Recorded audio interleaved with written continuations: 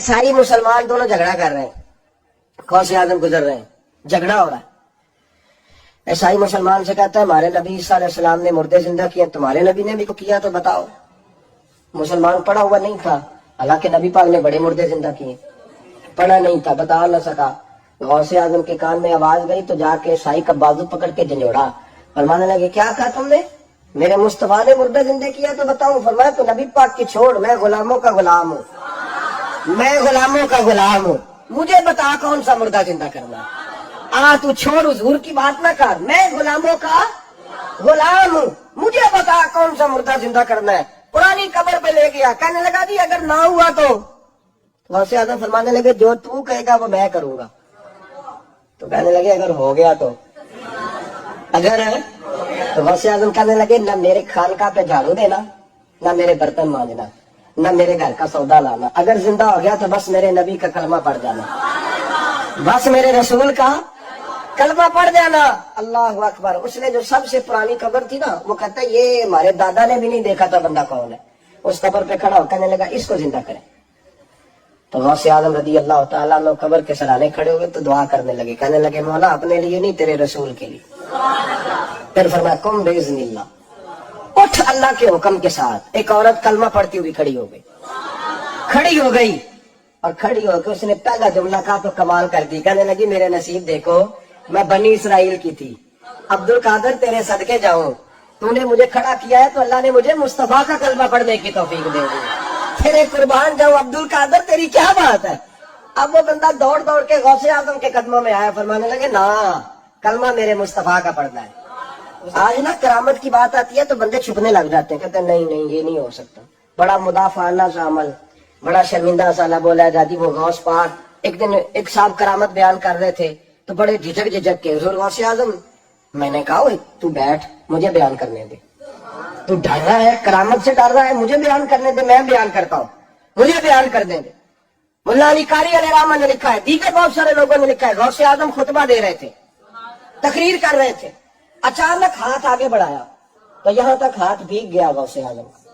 हाँ हाँ खोल के देखे, खोल के बात कर रहा हूँ, हाथ यहाँ तक भीग गया। मुरीद कहते हमने पूछा हुजूर पानी भी कोई नहीं, हाथ भीग गया। मैं चुप करके सबक पढ़ो, शहीदों को पढ़ा चुप करके सबक पढ़ो। थोड़ी देर गुजरी, चंद घंटे तो एक काफिला आ गया, सारे लोग पानी में भीगे हुए हैं। हुजूर गौसे आजम के सामने खड़े हुए, कहा हुजूर आपने बड़ी करम नवाजी फरमाई, बड़ी करम नवाजी।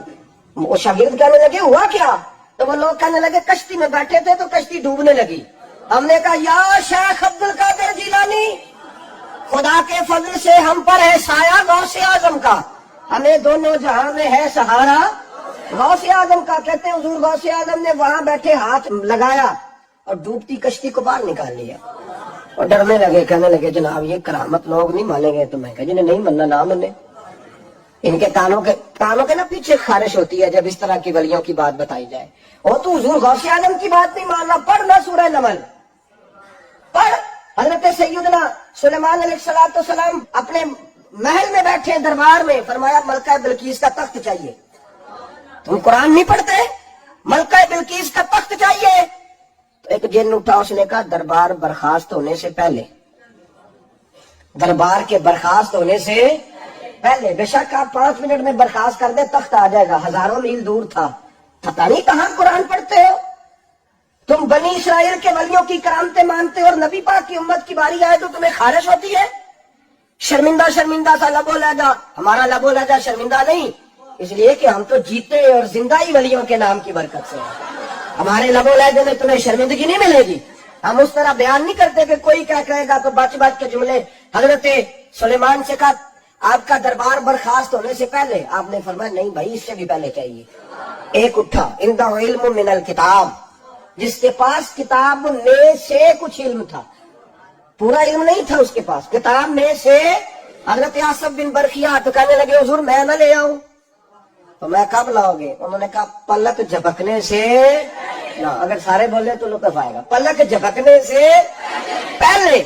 आपने फरमाया चल ला के दिखा, फिर आया कि नहीं, बोले आया ना। हजरत आसफ बिन बरखिया वहां से गए कि वहीं रहे, आया ना तख्त 80 फुट ऊंचा, 80 फुट चौड़ा, 80 फुट लंबा, इतना भारी कि शायद 50 लोग ना उठा सके। وہ آیا سامنے رکھا تو حضرت سلیمان کہنے لگے یہ کیا ہے؟ تو جناب آصف بن برخیہ کہنے لگے حاذا من فضل ربی، یہ میرے رب کا، اور جن پر نرا فضل ہے ان کی یہ شان ہے جن کو اللہ کے وبشر المؤمنین بان لهم من اللہ فضلا کبیرا، محبوب اپنے غلاموں کو خوشخبری دے دے کہ تیرے غلاموں پر میرا بڑا فضل ہے، فضل نہیں فضل کبیر ہے۔ تو جن پر نرا فضل ہو وہ تو بغیر جائے تخت لے آئے، اور جن پر فضل کبیر ہو وہ ڈوبتے ہوئے مرید کو ہاتھ ڈال کے بچا نہیں سکتے، وہ نہیں بچا سکتے۔